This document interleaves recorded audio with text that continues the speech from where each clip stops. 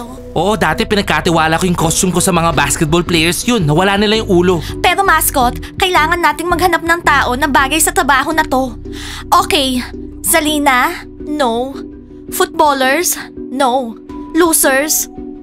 Well, siguro mag-hire tayo ng isa sa mga losers. Ano sa tingin nyo? Kaya to ni Julie? Pwede natin subukan. Ano bang mga duties nila ha?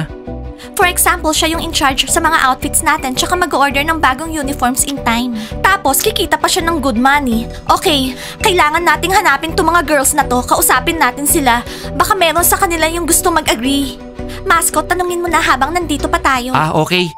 Diana, meron pala akong gustong itanong sa'yo. Mascot, alam ko kung anong gusto mong itanong. Gusto mong payagan ko si Marble? Wala namang Mercedes-Benz na marble eh.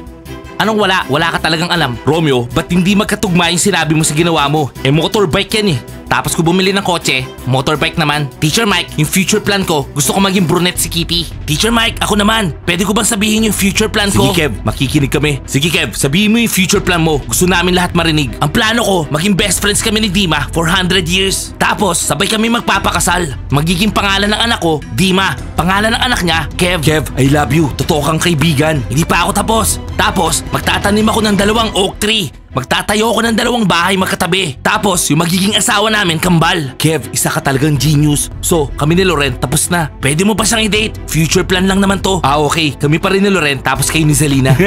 Kayong mga senior, ano-ano yung pinagsasasabi nyo? Nonsense. Ganyan yung mga pangarap nyo para kayong mga kindergarten. Okay guys, nag-ring na yung bell. Ipasa nyo yung mga gawa nyo, i-check ko mamaya. Okay, akin na yan. Bye, Teacher Mike. See you, Teacher Mike. Bye-bye, Teacher Mike. Bye-bye, Teacher Mike.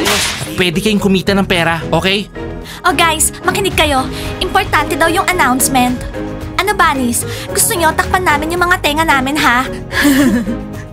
Frogs, nakakatawa. Pasalamatan nyo na lang kami. Nilinis namin yung mga kalat nyo dun sa gym. Okay? Frogs, hindi para sa inyo tong announcement. Sige na Bunnies, ano ba yon? Nakikinig kami. Hinihintay kami ng mga boys. Wala na kaming time. Sabihin nyo na. So girls, makinig kayo.